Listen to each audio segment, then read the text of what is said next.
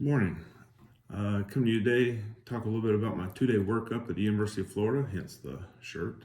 Um, University of Florida, the Fixel Institute, to be specific, Neurorestoration Center of Excellence on the East Coast, made famous by Dr. Okun, Dr. Larry Foote, neurologist and neurosurgeon. They are like the dynamic duo for DBS and especially for DBS applications for Parkinson's disease. So I have my itinerary for my two-day workup. It's something that's mandatory. You have to go through it, baseline testing for the most part. And this goes to determine at a later interdisciplinary council whether you are a good candidate or not for the deep brain stimulation surgery. So I thought I'd share that with you guys, just so you'd have some knowledge of what to expect. The first day, and this will all take place the first half of March, so it's coming up quick, 2 months. Actually, not even 2 months. But the first day I go and I'm off my medication, which is not fun. I'll have to forego any meds that morning, no meds after midnight. And at 8:30, I see a neurologist who will take me through the typical baseline test, finger taps, heel taps, toe taps, all that good stuff. Hold your hands out like this, all that, whatever. Looking for resting tremor, active tremor, bradykinesia, dyskinesia, you name it, just going through a baseline. And then at 9:30, I move on to a neurosurgeon and have a consult with them, primarily to talk about the procedures themselves, which in my case, there will be 3. I'll show up, be fitted for a halo. It's non-ferrous, I think aluminum metal, and it prevents my head from moving during the surgery. That'll be the first visit. They'll also implant the hardware underneath my left pectoral muscle, run lines through under my skin, all along the back of my shoulder and up my neck. And then the second procedure will be the drill of a nickel-sized hole in the back of my head, and they will drop a metal lead into the middle of my brain, into the limbic system, on the right side of the right hemisphere of my brain, because my symptoms presented on the left side, and they're definitely way worse on the left side.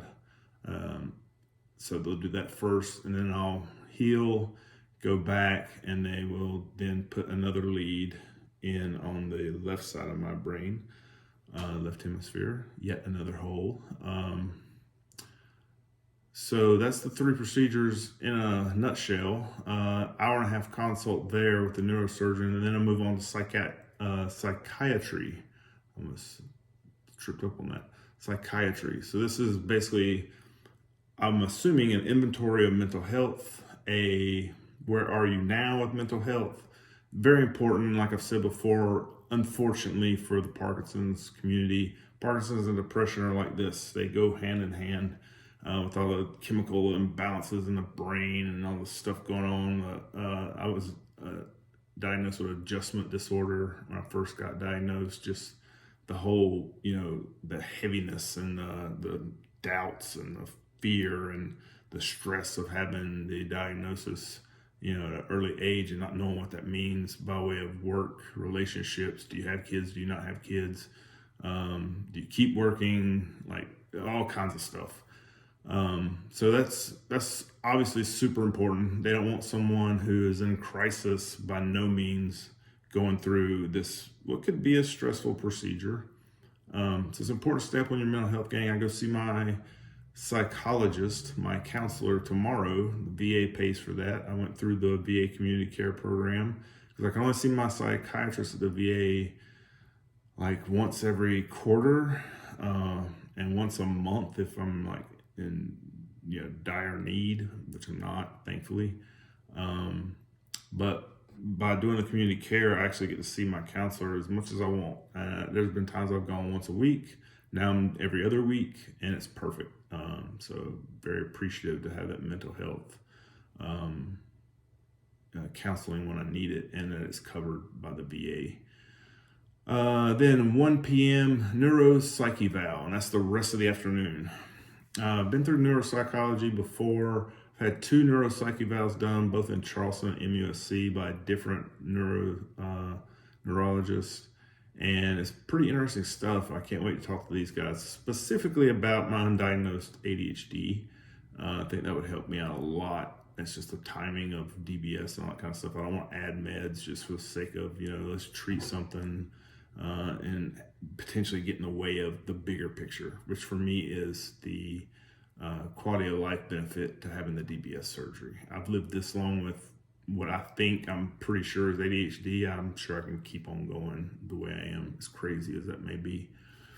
The next day I go back at 9 a.m. and I have a physical therapy appointment. I'm hoping that this will be something that's not just diagnostic, but can actually help me get over the fact that I was without meds the day before. And imagine that night I'll be playing quite a bit of catch up, and I'll be sleeping in a hotel. That stinks. So I'll probably have all kinds of tightness and stiffness and issues. Then at 10 o'clock, I see an occupational therapist. I love occupational therapy. I've only been a couple of different times throughout this journey, but they've helped out a lot, like just to help me with understanding ergonomics and how, I have a problem with moving a mouse with my right arm. It tends to make the rhomboid muscles and trap muscle on the right side knot up, and then it won't release. Very painful. And just holding my hands up to a keyboard basically causes stress everywhere. Not great when you're still working full time and you're an indie author and you have to write to be an author. So it can be difficult.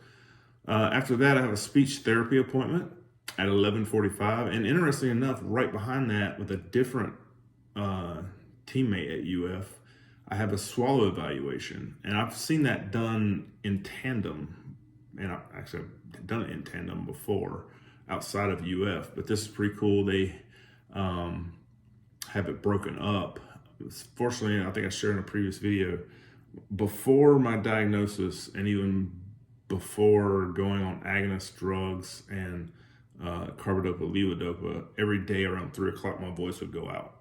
That's just the muscles controlling the vocal cords. They are like any other muscle. They can get stressed, they can get overloaded, they can get tired, and that's what would happen. My voice would get gravelly and very distant. Fortunately, my pharmacotherapy has pretty much eliminated that. But still, going through speech therapy is a good thing. Lots of different tests they can run. And the swallow evaluation is super important for Parkinson's patients. The number one killer of Parkinson's patients is pneumonia. And usually that pneumonia comes from aspirating food and liquid down the wrong pipe. It's supposed to go, down your esophagus, not your trachea, the trachea leading to the lungs. Water and food in there is very, very bad, not supposed to be there.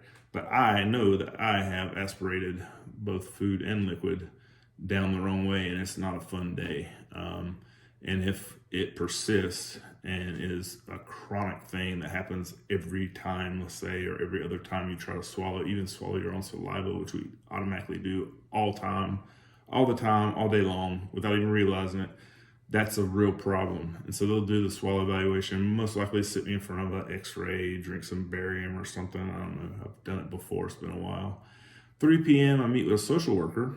That's interesting, wasn't expecting that, but that's cool. The VA makes social workers available too, so it's not something that's foreign to me. It might be cool. And then I end the day at 3:30 with a dietitian, which will be very interesting. I'm really looking forward to that. I've started a new diet, haven't talked about it on here. Don't really want to, honestly, until I've been in it a while. I don't want to say, hey gang, I tried this new diet. It's the Snickers bar diet and I'm doing great. And, bragging for like a week about the Snickers bar diet. And then lo and behold, this is junk or whatever. I like Snickers, no offense. But that's not part of my diet right now. It's gone, no sweets. But yeah, we'll talk a little bit about that. Maybe after I visit with the dietitian, I'll do a separate episode about my diet versus what the dietitian said. And I actually participated in a clinical trial at UF that I had a dietitian mirror me through the trial because of the nature of the clinical trial. I'll probably get in that on one of these as well. But that's it. Ran a little long today. If you haven't done so already, subscribe to the channel. Hit that notification bell so you'll be notified when I upload new content. Like this video if you liked it, and I'll be sure to bring you guys some more content soon. Thank you.